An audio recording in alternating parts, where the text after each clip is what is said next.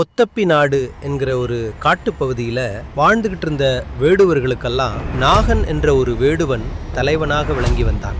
அவன் தத்தை என்பவளை மணந்து சில வருடம் குழந்தை பாக்கியம் இல்லாததால் அப்பன் முருகனிடம் குழந்தை வரம் வேண்டி கோயில் கோயிலாக சென்று கொண்டிருந்தான். அப்போது மலை கோயிலில் வாழ்ந்த ஒரு சாமியாரிடம் குறி கேட்கச் சென்றபோது, நீண்ட நாட்களாகவே உங்களுக்கு குழந்தை இருந்திருக்காது. ஆமாம் சுவாமி. அந்த இறைவனின் கருணையினால் உங்களுக்கு ஒரு அழகான ஆண் குழந்தை பிறக்க வாய்ப்பு. அவ்வாறு பிறக்கும் ஆண் குழந்தை 16 வருடங்கள் மட்டுமே உங்களுக்கு அதன் பின் உங்களுக்கு உதவார். இது அவன் விதியில் எழுதப்பட்டது. அப்பன் முருகப்பெருமான் அருளால் அவர்களுக்கு ஒரு அழகான ஆண் குழந்தையும் பிறக்கிறது. அடடே, நம் குழந்தை பார்ப்பதற்கு நல்ல திண்ணென்று இருக்கின்றானே, நாம் ஏன் இவனுக்கு திண்ணன் என்று பெயர் சொல்லக்கூடாது? அப்படியே ஆகட்டும் சாமி. 5 வருடங்கள் கழிகின்றது. திண்ணனும் வளர்ந்து விடுகிறான். அவன் பெற்றோர்கள் அவனை பாடசாலைக்கு அழைத்து செல்கிறார்கள். நமக்கெல்லாம் எப்படி இங்கு பாடசாலை உள்ளதோ அதே போல காட்டிலும் அவர்களுக்கு பாடசாலை இருந்தது.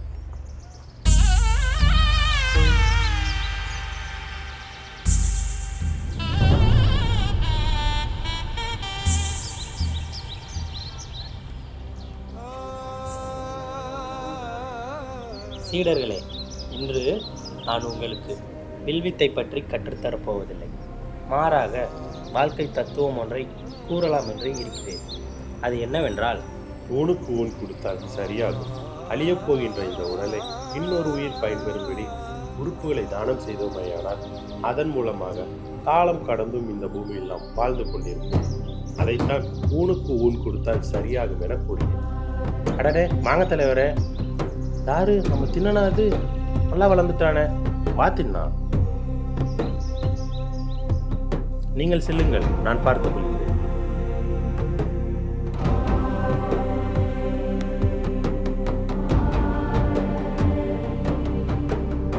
கண்ணா, இதுதான் வில்லு, இதுதான் அம்பு. இதை இப்படித்தான் வைக்கணும். வானத்தை இப்படித்தான் வில்லை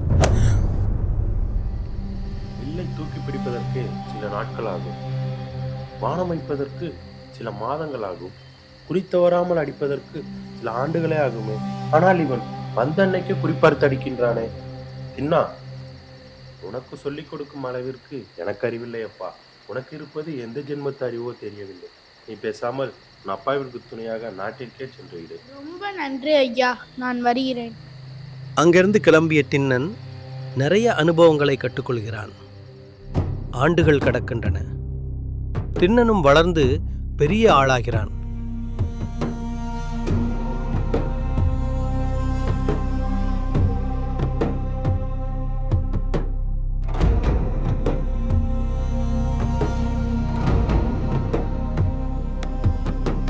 எனது வயது மூப்பின் காரணமாக என் தமையனுக்கு இளவரச பட்டம் சூட்டுகிறேன். நம் குல வழக்கப்படி இளவரச பட்டம் சூட்டிய பின்பு கன்னி வேட்டைக்கு செல்வது வழக்கம். இவர்கள் என் அமைச்சர்கள், நாணன், காடன். இவர்கள் இருவரும் உனக்கு நல்வினை தீவினை இரண்டும் சொல்லித் தருவார்கள். நன்றி தந்தை. வெற்றியுடன் திரும்புவார்கள்.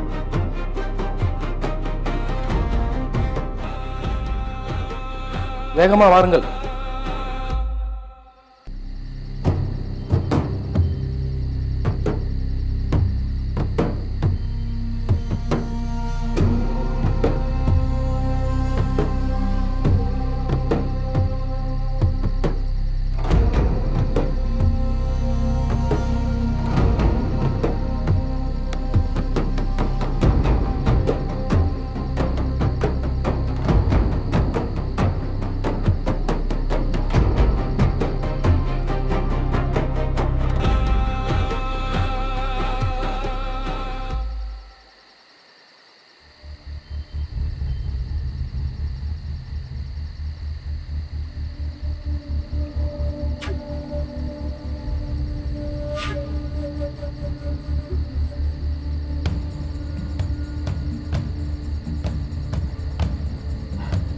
வா, என்னால முடியலப்பா, நீங்களே வேட்டாயிட்டு வாங்க.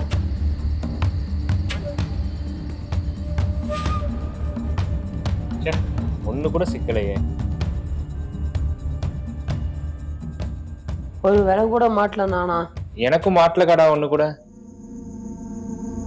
சத்தம் எங்க இருந்து வருகிறது?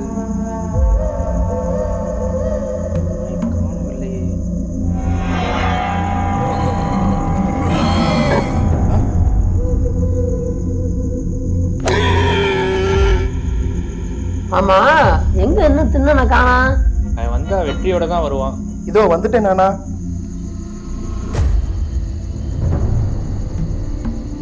அடேங்க அப்பா. இன்னைக்கு சரியான வேட்டை தான். எனக்கு பசி எடுத்துக்கிச்சு. இதை இங்கேயே சமைச்சு சாப்பிட்டு அப்புறமா காட்டுக்கு போவோம். சரி. ஆமா, இந்த காட்டுல தண்ணி எங்க கிடைக்கும்? அதோ தெரியுதுல பெரிய தேக்கு மரம், அதுக்கு பின்னாடி பொன்முகலியாருன்னு ஒண்ணு ஓடுது, அங்க போலாம். சரி போலாம். அதை 2 பேரும் இழுத்துட்டு வாங்க.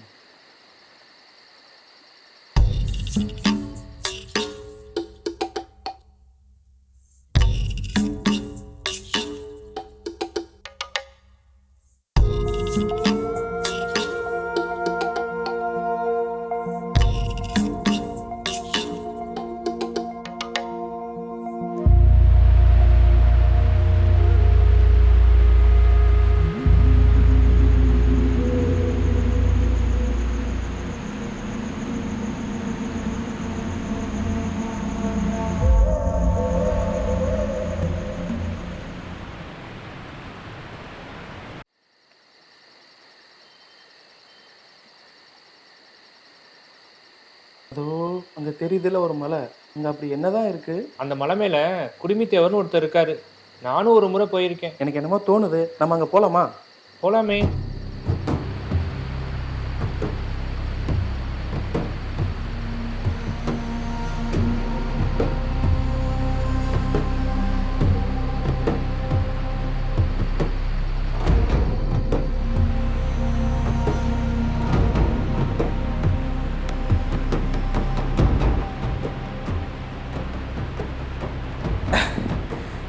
காடா, இந்த கறியெல்லாம் சுட்டு வை, நான் மேலே உள்ள மலைக்கு சென்று வருகிறேன். அங்கெல்லாம் போகாதீங்க, ஆபத்தான இடம். உங்க அப்பாவுக்கு தெரிஞ்ச அவ்வளவுதான். நீ சுடுற வேலையை மட்டும் பாரு, நாங்க போயிட்டு வரோம். நம்ம சொன்னா யாரு கேக்குறா?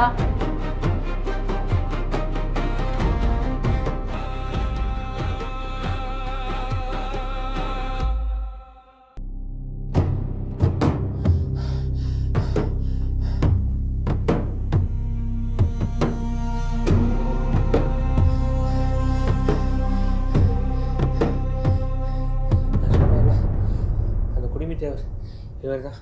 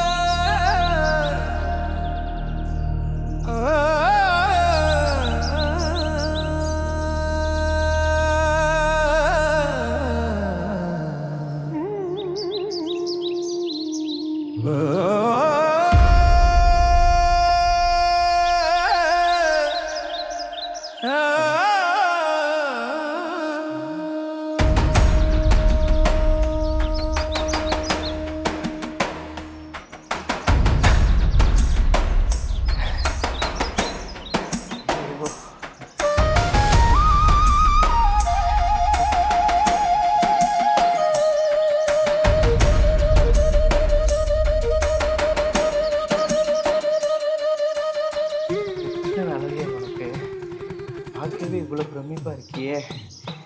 இத்தனை நாளாக உன்னை எப்படி நான் தெரிஞ்சுட்டு இருந்தேன்? ஐயோ, என் சந்தோஷத்தை எப்படி சொல்லுவேன்னு தெரியலையே. இனிமே உன் கூடவே இருந்துடலாம் போல இருக்கே. ஆமா, இந்த காட்டில் நீ தனியாவா இருக்க? சாப்பாடு தண்ணிக்கெல்லாம் என்ன பண்ணுவ? என்ன இலை தலை பூவெல்லாம் வாடி கிடக்கு. யாரு இங்கே வந்திருப்பா? யார் இதெல்லாம் பண்ணியிருப்பா? அது ஒன்றும் இல்லை தின்னா. ஒரு முறை நானும் உங்கள் அப்பாவும் இந்த வழியாக வேட்டைக்கு வரும்போது குடுமி வச்சுக்கிட்டு ஒரு வயசான ஒருத்தர் வந்தார். தான் கொண்டு வந்த பானையில் இருந்த தண்ணியை அவர் மேலே ஊற்றினார்.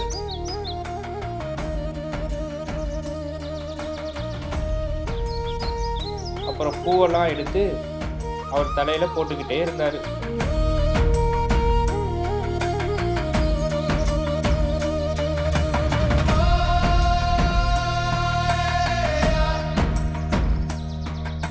அதுக்கப்புறமா அவர் காதில் போய் முணுமுணுன்னு ஏதோ பேசினார்.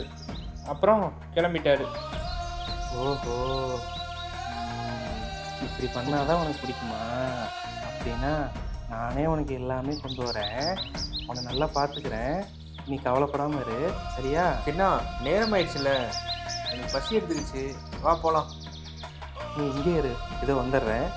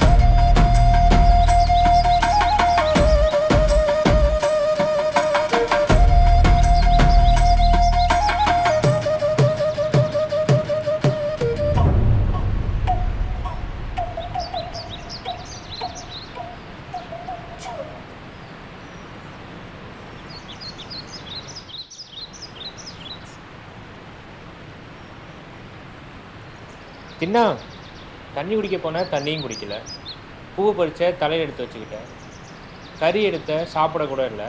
எங்கே தான் போகிறேன்? தின்னா இதெல்லாம் போகக்கூடாது, அப்பாவுக்கு தெரிஞ்சா சத்தம் போடுவாரு.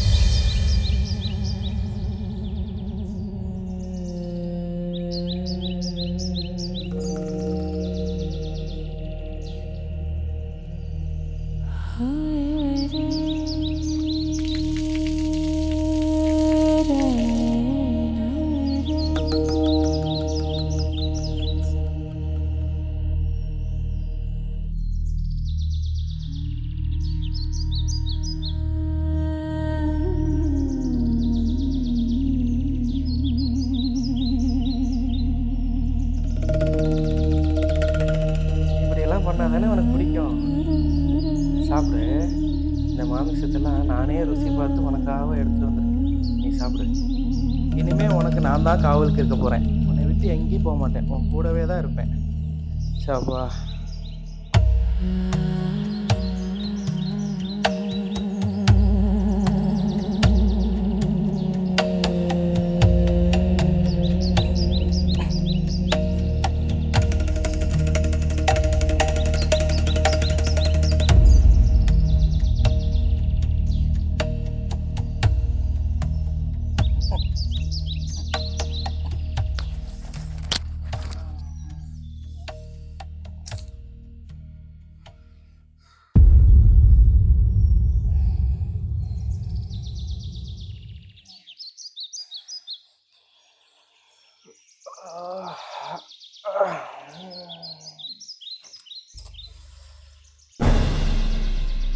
அடடே, சாப்பிட்டியாயா? நீ சாப்பிட்டதை நான் பார்க்க முடியலையே. உனக்கு அவ்வளோ பிடிச்சிருந்துச்சா? இடிச்சிருச்சு. நேரமாயிடுச்சு. நான் இன்னைக்கு வேட்டைக்கு போயிட்டு உனக்கு வேற மாமிசம் கொண்டு வரேன். நீ அதை சாப்பிடு. வரையா?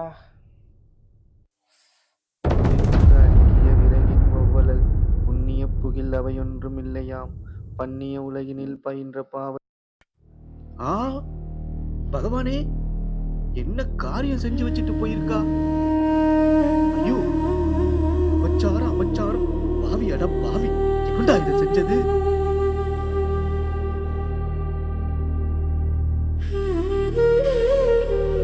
இதெல்லாம் நீ பார்த்துக்கிட்டா இருந்த?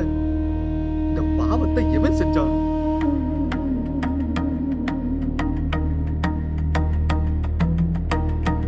சொற்றுணை வேதியம் சோதிவானவன் பொற்றுணை திருந்தடி பொருந்தார் நற்றுணை கூட்டுவோர் கடலினுள் பாய்ச்சினும் நற்றுணையாவது நமச்சிவாய. நற்றுணையாவது நமச்சிவாய.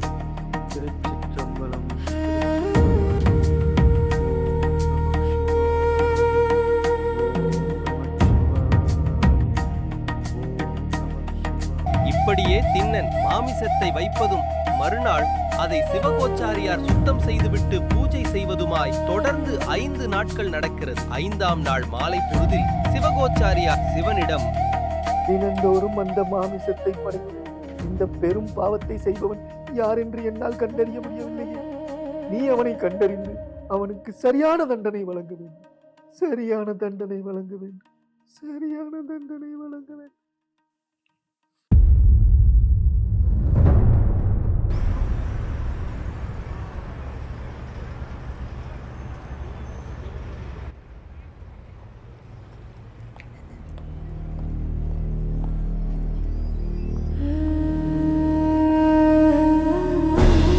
அவனை ஒரு சாதாரண வேடுவன் என நீ நினைக்க வேண்டாம். அவனோட அன்பு உண்மையானது. அவன் என் மீது எச்சிலை உமிழும் போது எனக்கு பாலாபிஷேகம் பண்ணியது போலிருந்தது.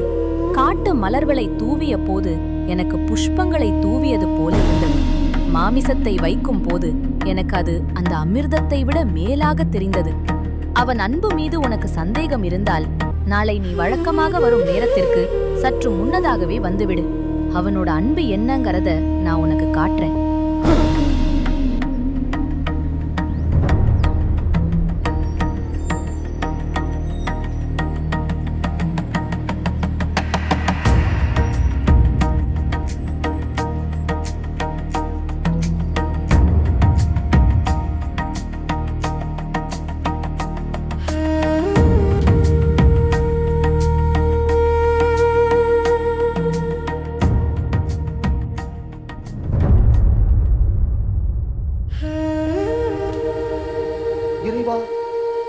இறைவா, நீயா என் கனவில் வந்தது? நீயா என் கனவில் வந்தது? தினந்தோறும் உனக்கு தவறாமல் அர்ச்சித்து பூஜை செய்து வருகிறேன். அப்போதெல்லாம் எனக்கு காட்சி தராத நீ ஒரு வேடுவனுடைய அன்பை காட்டும் பொருட்டு எனக்கு காட்சி தந்துள்ளாயே. அவ்வாறு அன்பு காட்டும் ஒருவனை நிச்சயம் நான் பார்த்தே ஆக வேண்டும். நிச்சயம் நான் பார்த்தே ஆக வேண்டும்.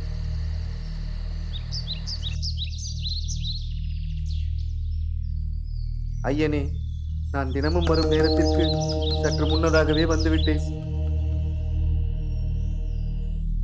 அவன் அன்பு என்னவென்று என்று நான் பார்க்காமல் போக மாட்டேன். அவன் வந்துவிட்டான் போலிருக்கிறது. நான் சென்று ஒளித்துக் கொள்கிறேன் ஐயனே.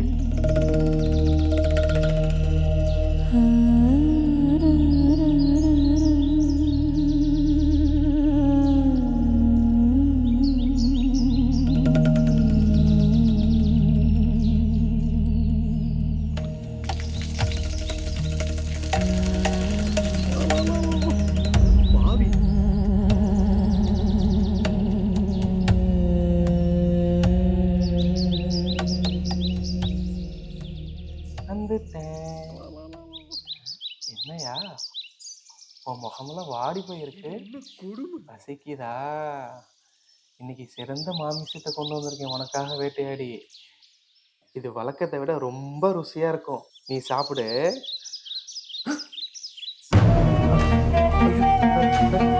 ஐயோ ஐயோ, என்ன இதெல்லாம்?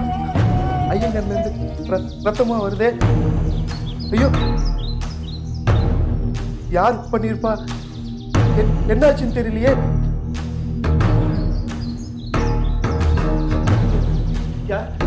யார் இங்க வந்தா?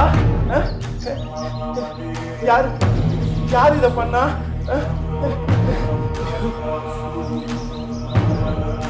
ரத்தம் நிக்க மாட்டேங்குது.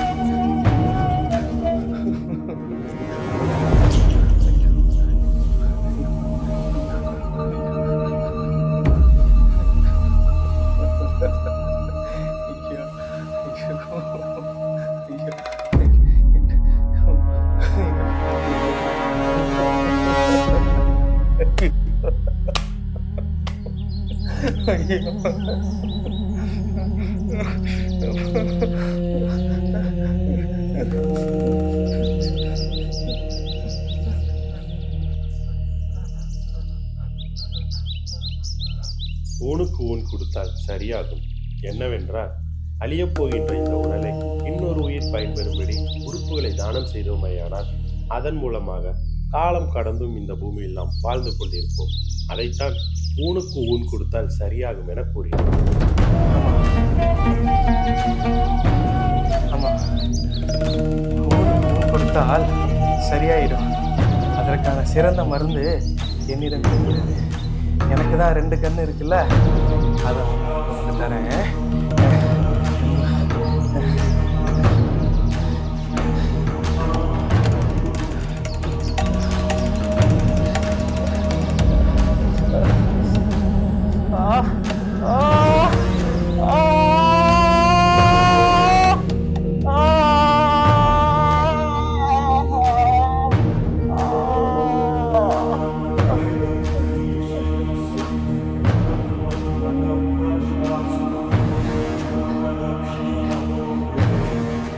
சரியாயிடுச்சா?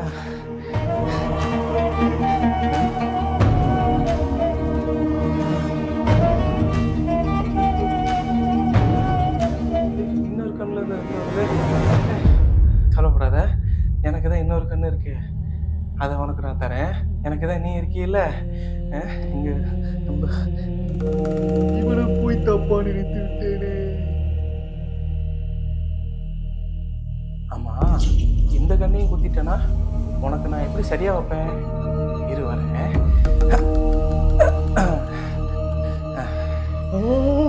பகவானே,